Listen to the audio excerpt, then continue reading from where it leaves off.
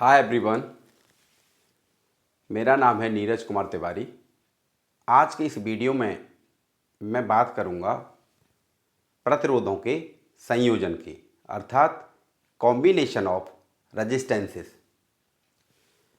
किसी परिपथ में प्रतिरोधों को दो प्रकार से संयोजित किया जा सकता है। नंबर एक, श्रेणी क्रम में। नंबर दो, समांतर क्रम में। चलिए बात करते हैं सबसे पहले श्रेणी क्रम की। मान लीजिए तीन प्रतिरोध R1, R2, R3 श्रेणी क्रम में जुड़े हुए हैं और किसी B वोल्टेज की बैटरी से ये जुड़े हुए हैं।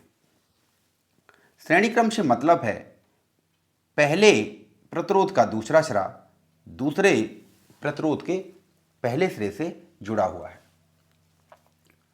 मान लीजिए बैटरी से I एम्पीयर की धारा प्राप्त हो रही है। यह धारा तीनों प्रतिरोधों में समान रूप से प्रवाहित होगी, अर्थात R1 में भी I एम्पीयर की धारा प्रवाहित होगी, R2 में भी I एम्पीयर की धारा प्रवाहित होगी और R3 में भी I एम्पीयर की धारा प्रवाहित होगी। इसका मतलब यह हुआ कि श्रेणी क्रम में धारा का मान परिवर्तित नहीं होता है। अब मान लीजिए प्रतिरोध R1 के सिरों के मध्य जो विभवांतर है वह V1 है। प्रतिरोध R2 के सिरों पर के मध्य जो विभवांतर है वह V2 है और R3 प्रतिरोध के सिरों के मध्य जो विभवांतर है वह V3 है। इस वोल्टेज बैटरी के वोल्टेज के कारण बिंदु A तथा B के बीच जो विभवांतर होगा वह भी V वोल्ट होगा और जो कुल विभवांतर V है वह V1, V2, V3 के योग के बराबर होगा, अर्थात V equal to V1 plus V2 plus V3। V1 क्या होगा? V1 की वैल्यू कितनी होगी? ओम के नियम से V इक्वल टू होता है I इंटू R। V1 है प्रतिरोध R1 के सिरों के मध्य विभवांतर और V1 इक्वल टू होगा धारा है I और प्रतिरोध है R1। V2 की वैल्यू कितनी होगी? V2 इक्वल टू होगा I इंटू R2। V3 की वैल्यू कितनी होगी? V3 इक्वल टू होगी I इंटू R3 ओम के नियम से। V1, V2, V3 की वैल्यू यहाँ पर पुट कर दीजिए तो V हुआ I into R1, I into R2, I into R3 और V equal to I common ले लिया R1 plus R2 plus R3। मान लीजिए इस संयोजन का, तीनों प्रतिरोधों के संयोजन का जो तुल्य प्रतिरोध है वह RS है। RS क्या है? श्रेणी क्रम में प्रतिरोधों के संयोजन का क्या है? तुल्य प्रतिरोध। तब जो V होगा, इस तुल्य प्रतिरोध जो है इसकी सिरों के मध्य विभवांतर कितना होगा? V इक्वल टू होगा I इंटू RS। RS है इक्विवेलेंट रेजिस्टेंस, तुल्य प्रतिरोध। वैल्यू पुट कर दीजिए I RS इक्वल टू हो जाएगा I R1 plus R2 plus R3। I से I कैंसिल हो गया, RS हुआ R1 plus R2 plus R3। इसका मतलब ये हुआ श्रेणी क्रम में तुल्य प्रतिरोध जो होता है वह बढ़ जाता है।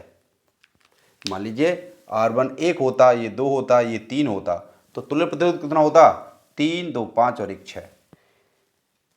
क्लियर है ना? श्रेणी क्रम में तुल्य प्रतिरोध जो होता है वह बढ़ जाता है।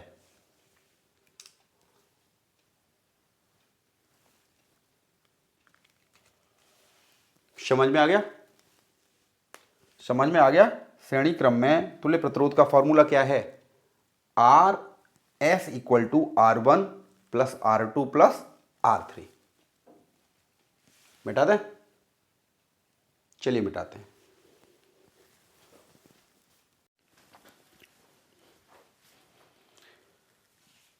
अब बात करते हैं दूसरे प्रकार की। दूसरा प्रकार क्या है? समांतर क्रम में। समांतर क्रम में, समांतर क्रम में मान लीजिए 3 वैद्युत प्रतिरोध R1, R2, R3 V voltage की बैटरी से कनेक्टेड हैं, संयोजित हैं। R1, R2, R3 3 प्रतिरोध जो है वो कैसे जुड़े हुए हैं? समांतर क्रम में V वोल्ट की बैटरी से।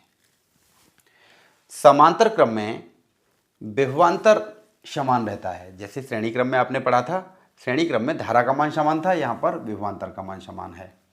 मान लीजिए बैटरी से I एम्पियर की धारा मिल रही है। अब यहाँ पर धारा जो है उसको जाने के लिए 3 रास्ते हैं। एक रास्ता ये है, एक ये है, एक ये है। इसका मतलब धारा का, करंट का डिस्ट्रीब्यूशन होगा, और जहाँ पर करंट डिस्ट्रीब्यूशन होगा वहाँ पर समांतर क्रम होता है। तो मान लीजिए R1 की ओर I1 धारा प्रवाहित होती है, इधर को I2 धारा जा रही है और इधर को I3 जा रही है, और यहाँ पर जैसे पॉइंट B पर पहुँचती है तो ये तीनों धारा फिर मिल जाती हैं और I एम्पियर की धारा प्रवाहित होने लग जाती है। तो यही सर्किट में धारा इस तरह से सर्कुलेट होती है। तो कुल धारा की बात करें हम, कुल वैद्युत धारा कितनी होगी? I equal to I1 plus I2 plus I3। ठीक है ना? I एम्पियर की धारा जब पॉइंट ए पर आई थी तो उसकी 3 जो है रास्ते थे, तीनों में बट गई वो, तो कुल धारा तो इन तीनों के योग के बराबर हुई। तो I इक्वल टू हुई I1 plus I2 plus I3। I1 कितनी होगी? ओम का नियम है V equal to I into R। I1 क्या है? I1 होगी, अब R1 के सिरों पर विभवांतर B अपॉन R1। विभवांतर R1 के सिरों पर भी V ड्रॉप हुआ है, यहाँ पर भी विभवांतर V है, यहाँ पर भी विभवांतर V है। तीनों प्रतिरोधों के सिरों पर जो विभवांतर है वह V है। तब I2 कितनी होगी? I2 होगी V अपॉन R2। I3 कितनी होगी?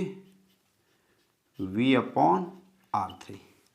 इन तीनों के मान रख दीजिए I1, I2, I3 के, तो कुल धारा I equal to V upon R1 plus V upon R2 plus V upon R3।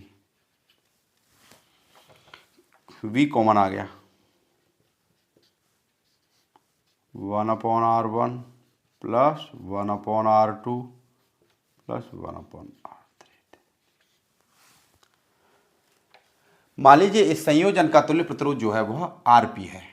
समांतर क्रम में जो तुल्य प्रतिरोध है हमने RP माना है। तब यहाँ से यदि हम धारा I की वैल्यू कैलकुलेट करें तो I इक्वल टू होगी V अपॉन RP, क्योंकि तुल्य प्रतिरोध RP है, इन तीनों की जगह पे हम RP लिख सकते हैं। तो I इक्वल टू हुआ V upon RP। Value put कर दीजिए I की, I हुआ V upon RP equal to V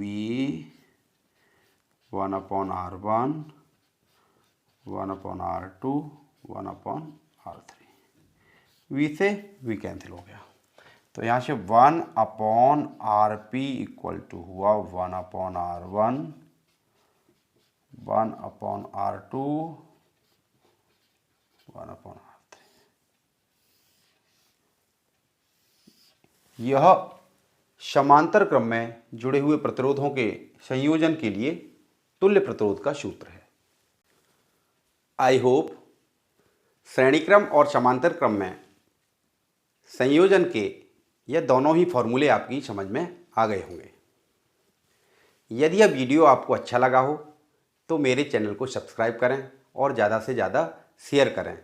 साथ ही साथ बेल आइकन को भी प्रेस करें, जिससे कि आने वाले वीडियो का सबसे पहले आपको अपडेट मिल सके।